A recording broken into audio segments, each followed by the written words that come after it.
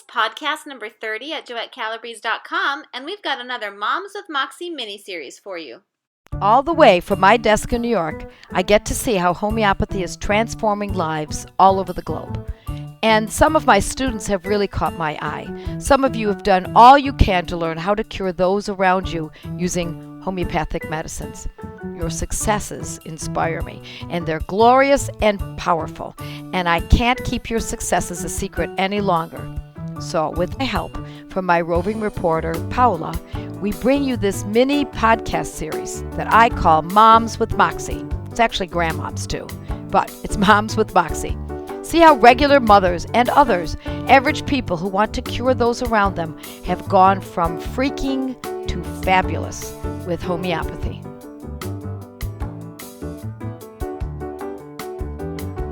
I am so excited to do another Moms with Moxie podcast. And today we have Heather Stein. Heather is a rock star. She's a homeschooling mom of 6. Her oldest is 10 and her youngest is a newborn. I actually tried scheduling this with you, Heather, a while ago, but you emailed back and said, well, I just gave birth like last week or something. And so can we push it out? So I thought it was so fun. And you hail from St. Louis, Missouri. That's right. Okay.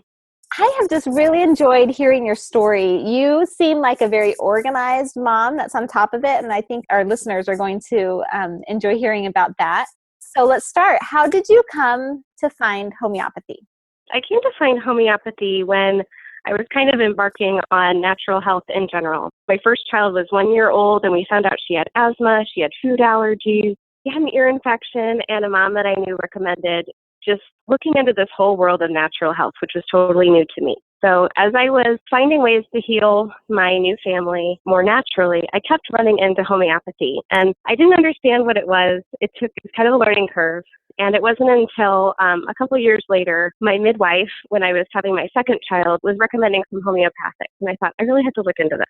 So I started learning more about it, mainly just through books that I bought, also through online research. And I started using mainly just low potency combination remedies to kind of try to get at some of the acute things that my family was dealing with.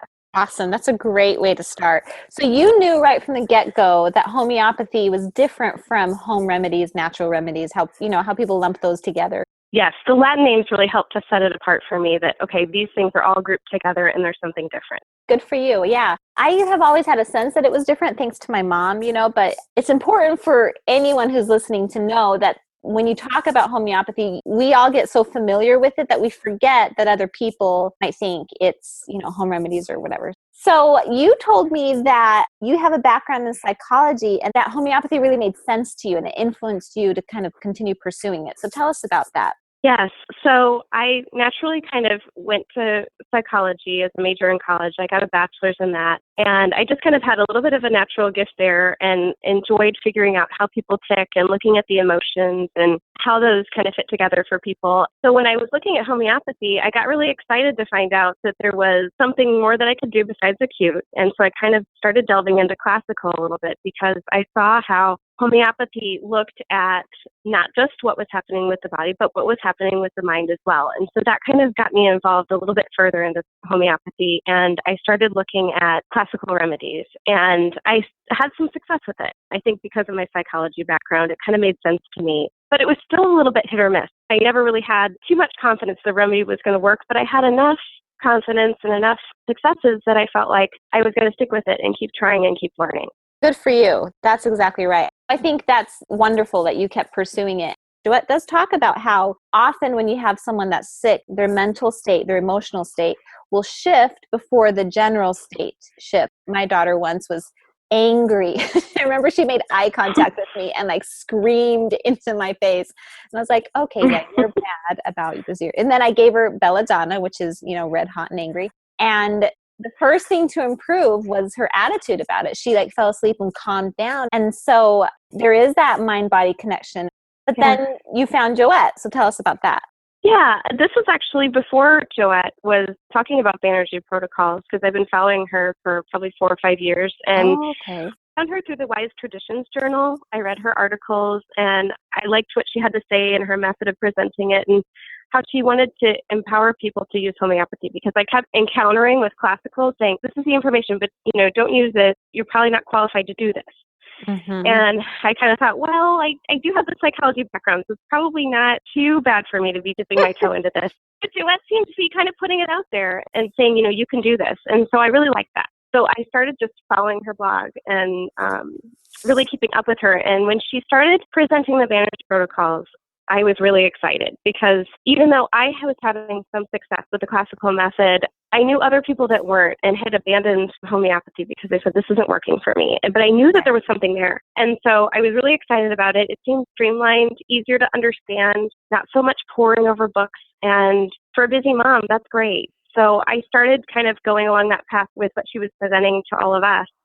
And it really started taking off for me. That's where homeopathy started being sort of the go-to method in our home, and crowding out some of the other things that were not working as well because homeopathy was working better. Like natural stuff that wasn't working as well. Right. Mm-hmm. You bring up a really interesting point. I feel like you and Joette started classical. Obviously, Joette was a professional classical homeopath, but the real alumni of Joette, who've been around before she met the Banerjees, you all liked homeopathy, but when Joette found the Banerjees, she was like, oh my gosh, this is a game changer. And I find that people who come into this not having experienced classical homeopathy all by itself first, I don't think they sometimes appreciate how wonderful these protocols are, because it's what they've always had. Kind of like, kids with modern technology and Google, like, well, life is always easy, right? Because we can just Google it and there's the answer. Where I remember when I was a kid, you couldn't Google stuff. That's right. So, yeah. Very good point. It is kind of like that. It is. They're so wonderful. And Joette, I just thank God for her, because she empowers us. And you're right, other classical homeopaths don't want us doing this. And Joette is trying to equip us with what we need to know to do this. So that's great. That's right. That's right. I thank God for her too. She's great. So how long have you been doing homeopathy? In general, since the very beginning, about 9 years.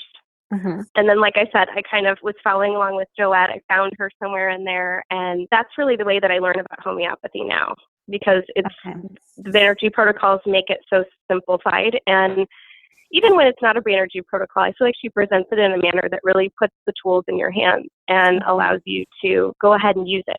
Yes, very true. So I guess now that's the main way you care for your family's health needs. Yes, it is. And we travel often, and I would have this plastic bin that's famous in our house. We call it the medicine bin, and that's what I take with us on trips. And it was always loaded with herbs and just various nutraceuticals and vitamins and minerals and all different kinds of things that I gathered along the way in my research and experience that might heal a problem if we were gone, if somebody had the flu or somebody had an accident. And it was always brimming over with stuff, and I had to kind of lug it around. But as I've used homeopathy, and especially as I've bought the kit, that medicine bin has been completely streamlined, because mostly what I use now is homeopathy. So it makes it very easy to pick the right thing and go, rather than having to kind of slug all this stuff around just to be prepared. I feel like it's so easy to be prepared with homeopathy. So it's like you went from having a natural medicine suitcase to a little basket or something. So that's good. Yeah. Very good. I'm always curious, and I like to ask the moms with Moxie like you, how does your husband fit in? Is he supportive? Did it take a lot of convincing for him, or what? The natural health and natural food stuff in general was a big leap for him. But once we kind of got onto that road, homeopathy for him has really lumped into all that. And I point out when it saves us money, because I feel like that really speaks to men and husbands. Yes.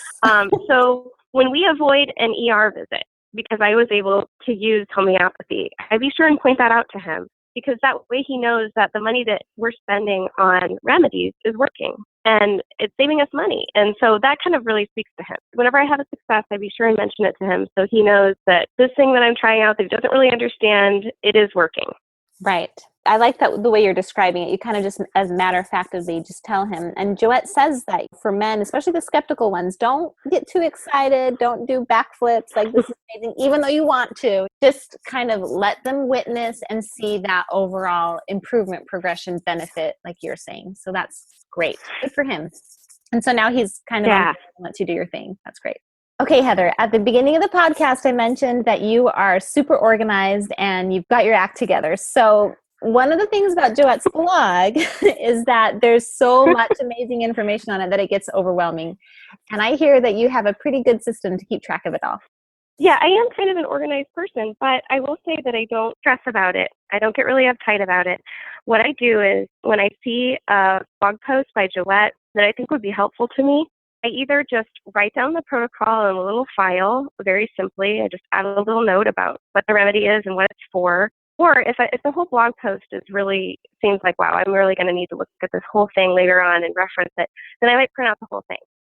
And then I just stick it in a binder. And the file that I have that has just a bunch of different protocols, I just print that out every once in a while.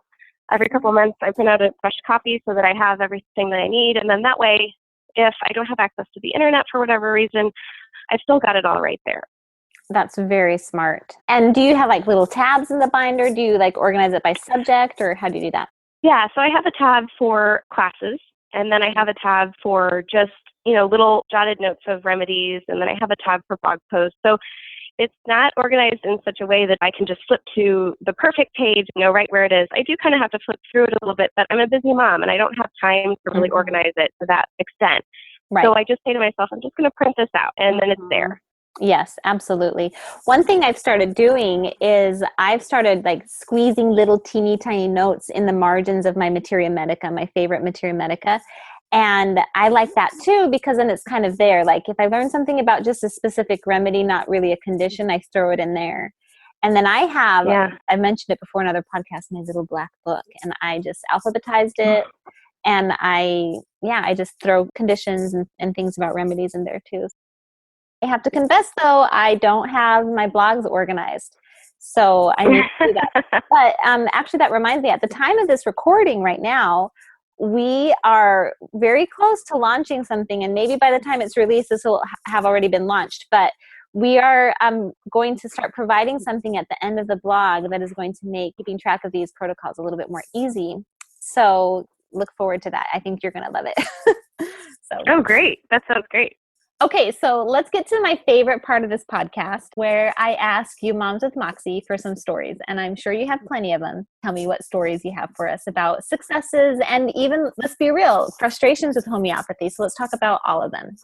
One of the things that I love most about learning about homeopathy is being able to share it with other people. And a lot of times I'll have friends just text me and say, hey, what do you think about this? Or what do you think about that? And one time I had a friend who texted me and said, I'm vomiting constantly. I can't stop throwing up. Can you help me? And I thought, oh boy. And my first thought was arsenicum. But I thought, I better look this up just to make sure that I'm thinking the right thing. So I did. And I thought, yeah, arsenicum sounds like a really good place to start. So I said, well, I have this, but I can't get it to you. And she said, well, I can't get it either because I'm throwing up. So she sent her mom over to my house. And her mom came and picked it up. Yeah, I know. God bless her, right? And so her mom took it over to her, and she texted me, a little while later and said, this totally worked. Thank you so much. I can't thank you enough, because when you're that sick, you just need somebody to help you. I know. So it was great, because it was one of those things where it just worked, and it worked in a dramatic way. So that was really fun. Absolutely. And in fact, after that experience, she wanted to learn more about homeopathy. So she ended up taking the good gut, bad gut course, because she saw how that one remedy worked for her. Very good. Yeah. And so have you taken the good gut, bad gut course? I have, yeah. It's been very helpful. And one of the things that I used from that course was Athusa for milk intolerance. I've had a milk intolerance my whole life, and I just never thought it would get better. I thought I just have to avoid milk forever, even though I love it. So when I saw that, I thought, I'm going to try this. How did your intolerance present? I would have a huge eczema flare up. Oh, okay. So I kind of had this low-level eczema. I would drink milk, and then boom, my hands would just be red and on fire and super itchy. Oh my gosh. Okay. So I thought, I'm going to give this a try, and I'm going to be patient with it. So I took it for about 3 months, and I thought, okay, I'm going to try and see if anything's happened so far. And it was the same. I really couldn't see a difference, but I didn't want to let that stop me. And I thought, okay, she said many months, so I'm going to stick with it. It hasn't been many months. It's only been like 3. So I went for it, another maybe 3 to 6 months, and I thought, okay, I'm going to try it again. And I did, and I didn't have a big eczema flare-up, but I did have just a lot of sneezing, runny mucosy nose, and I thought, oh no, I've messed this up. I just traded problems.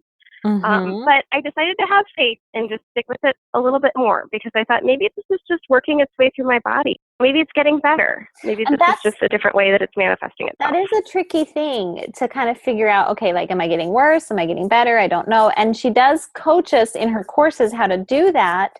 But I think the interesting thing is, for sure, your eczema was better.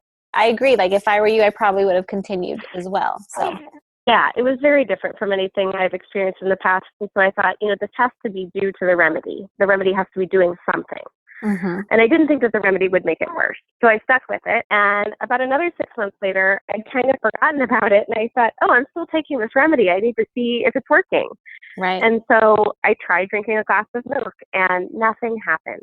And I kept searching for some symptom that was going to come up and just nothing did. It was just really impressive to me that after about a year or so, just sticking with it really worked for me. That's amazing. You mentioned that you were reading the Wise Tradition magazine, and that's the Weston A. Price magazine. And a lot of us try and eat, drink, food with the Weston A. Price principles. So that's great that you can have raw milk now. Yeah, it's so frustrating to see those healthy foods and say, I just can't eat that. So I'm excited. Exactly. Very good. Yeah, we have a little Jersey cow in the backyard, and I used to be very intolerant to milk as well. And so I'm so thankful I can have 6 inches of cream anytime I want to. So that's right. We had goats and we milked them, and I couldn't drink the milk, and it was so sad. That is so sad. How frustrating. Oh my gosh. I would not have a cow if I'm not going to be able to drink the milk. Yeah. So. Yes. Okay, so tell me another story about your friend's son who had a cough. Yes. A lot of my friends are very into natural health, even homeopathy. It feels like homeopathy is really taking off. And her son had a homeopathic doctor. He was a classical homeopath.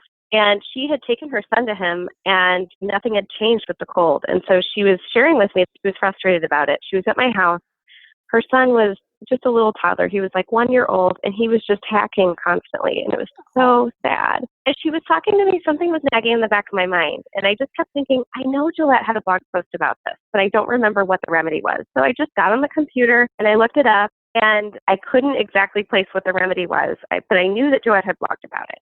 So I looked it up, and sure enough, there it was. It was Epicac. And so since I had my handy kit, I went upstairs and I grabbed it and I said, why don't you just try this? And she looked kind of dubious because the classical homeopath hadn't helped. Right. But I said, I can't make any promises, but this sounds right to me. So she gave it to him, and within 5 minutes, he just zonked out and went right to sleep.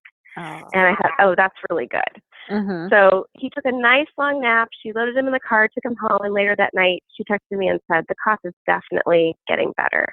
And I said, okay, we'll keep it up until it's very much better. And so she kept up with it for a few days, and she just thinks that story is hilarious because, the classical homeopath couldn't kick the cough, and yet we look it up on the computer, go on Joette's blog, and there it is. That's wonderful. And I like that secretly you outwitted the professional homeopath. And I'm sure he's... I don't think I could do it every time, but... Well, that's kind of the point here, though, is that Joette's blog is so informative. And I'm sure that homeopath is really great. And he's allowed to not get it right the first time all the time.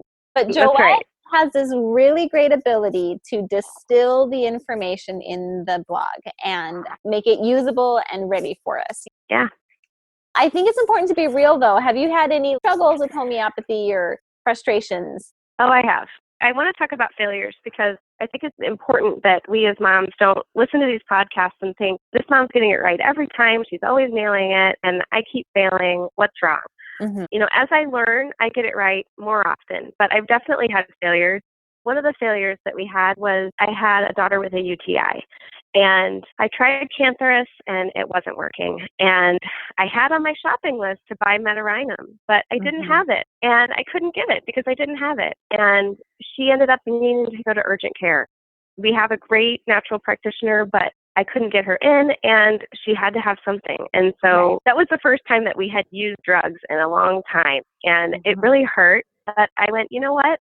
It being on my shopping list isn't going to cure my family. I needed to have it in my kit. And so that was a really good lesson for me to make sure I have what I need. I agree with you. And that is why we try our best to be prepared. But I think it's good, too, that you haven't beat yourself up over it too much. That's right. We just do what we can with what we've got at the moment. Right. And also, you mentioned that your daughter has some asthma as well. Yeah, she does. She struggled with that her whole life. She's 10, and I've tried a lot of different natural things, but it's one of those chronic things that's just really hard to uproot. And Mm-hmm. I found a remedy through Joette's blog that she gave for asthma, and we were seeing some success, and then it just kind of plateaued. And I went, I just don't think this is working for her anymore. We're not getting any farther with it. And so I had to kind of put that on pause. I'm looking forward to taking Joette's allergic course because my understanding is she goes into that chronic asthma more there. And I think that that could help get us kind of to the next level with it. For right now, we're just kind of on pause there until I can take that course and learn more. Good for you. Yes, I think that's a really good plan.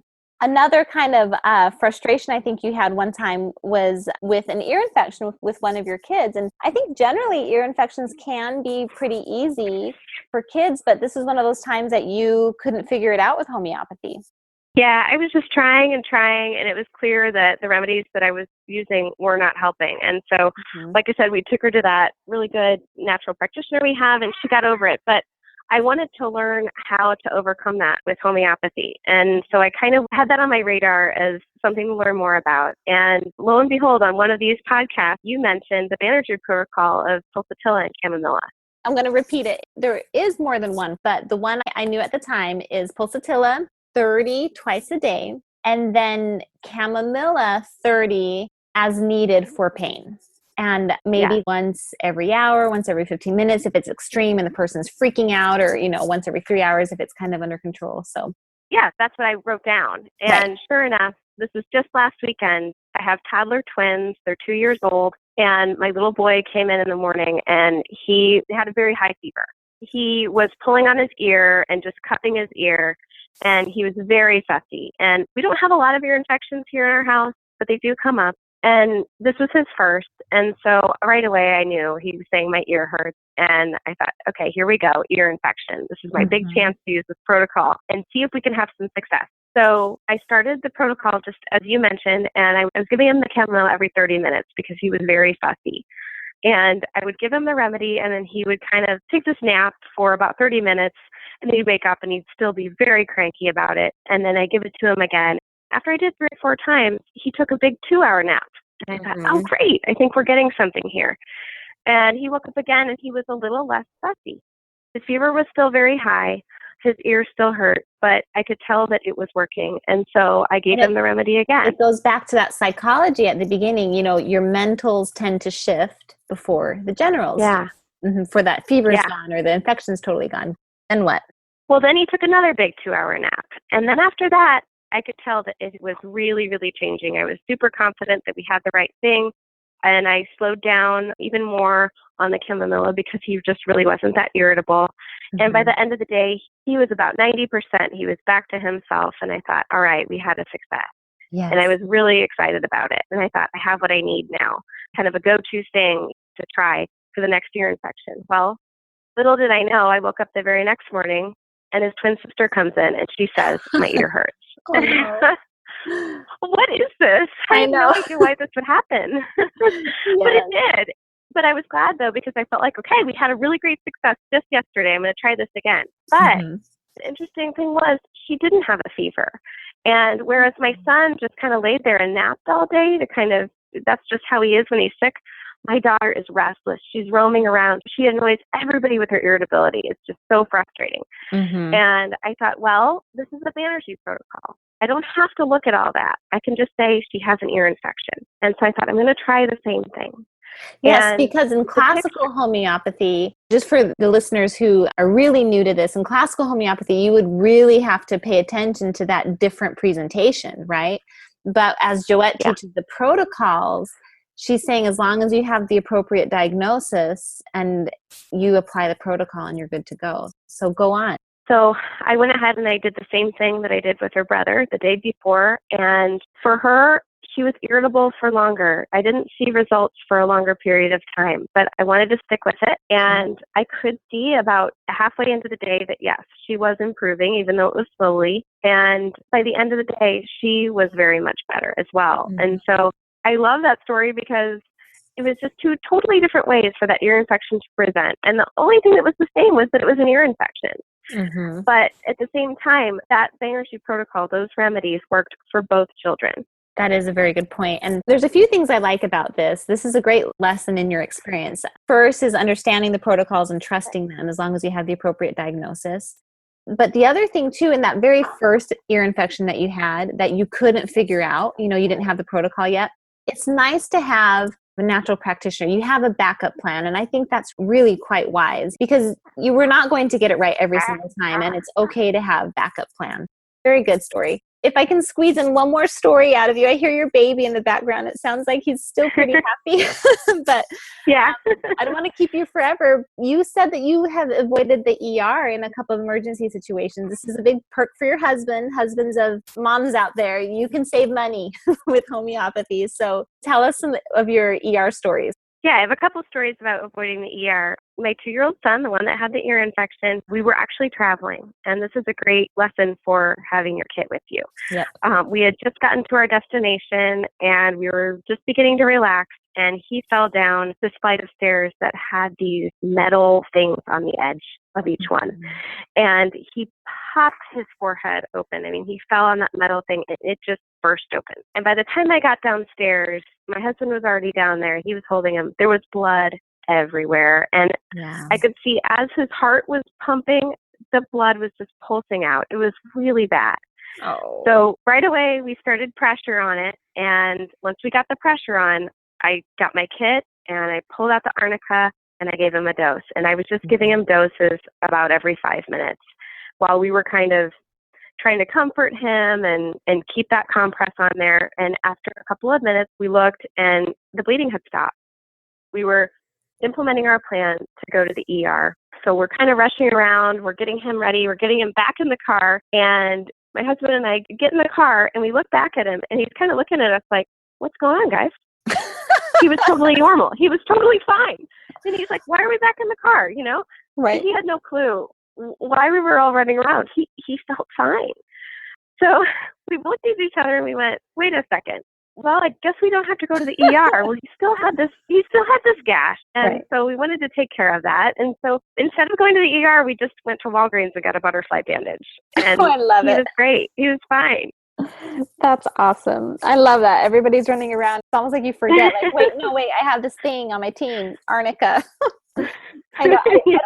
I have yet interviewed a mom with Moxie. Maybe I have that hasn't mentioned arnica. It's a great remedy for us moms. It's great. Kiddos that fall down flights of stairs with sharp corners. So, and then tell us about your 4-year-old's bike accident.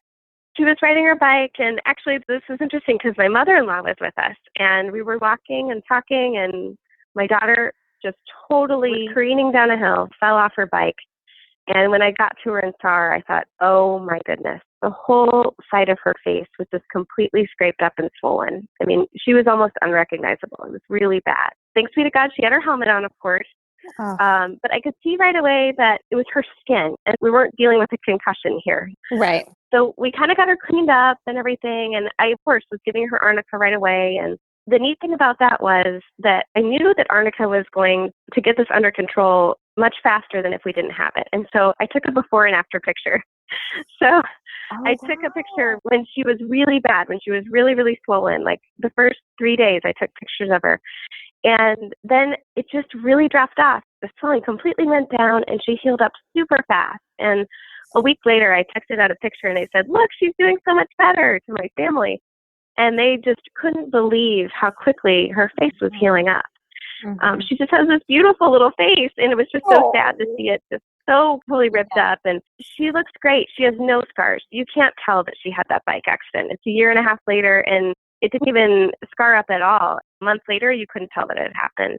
That's amazing. And I think taking these pictures are really important because if you take the picture, it helps with 2 things I have found. A, it helps you keep track of what it was and what it is now. The second thing is because as it improves, the improvement, even though it's better from yesterday, it still sometimes looks terrible. And it becomes the new terrible and you forget about the old terrible. So that's very wise to take photos because it helps you measure that improvement. But then when it's all over, your brain tends to minimize it. Oh, it wasn't that bad. So you have these photos to help you remember, no, it was horrible. Don't forget that. So kind of that human condition Joette talks about that we forget. So good for you. I'm so glad. And was your mother-in-law kind of freaking out how you handled it? Well, everybody always wants you to go to the doctor. And there's a lot of good there because they want the child to be okay. But once we got her to take a warm bath and got her calmed down and we got her face cleaned up, and it was obvious that she didn't have a concussion. She just needed to heal. She lives out of town. And so a week later, she could see, wow, she's doing so much better. And that, I'm sure, was comforting for her. Of course. Very good. Well, great. To finish up our podcast today, especially while your sweet little baby's still happy, I wanted you to share with us, this is a really cute idea, your gift of homeopathy that you did for some family members.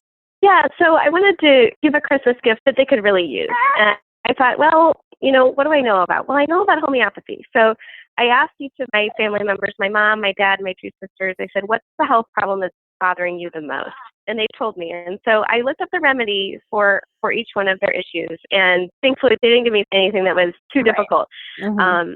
So I looked up the remedy for each one, and I bought them a bottle of the remedy, and I put it in a cute little bag, and I wrote up some instructions for them and how to tell whether or not the remedy's working and how often to take it and everything like that. And I just tucked that little sheet of paper in there with the bottle, and I gave it to them for Christmas. That is just too cute. It's the gift of health. You're so awesome. Yeah. I love that story. And you even have done something similar for baby showers and things like that. And I just think that is so awesome. You're a good sister-in-law and sister. So it's fun to help others. It is. We encourage you to email us at podcast@joettecalabrese.com. And that's what Heather did. And thank you so much, Heather, for reaching out, because it's been really inspiring and fun talking to you and hearing your successes and your journey with homeopathy. So thanks so much for taking the time from your busy schedule. Thanks for having me. It's been fun for me too. Are you or someone you know a mom with Moxie? Well, we're on the hunt for you. And of course, we don't want to hear just from moms, but from anyone who uses and loves homeopathy. Reach out to my podcast team and let us know why you're a mom with Moxie. For more information, contact podcast@joettecalabrese.com.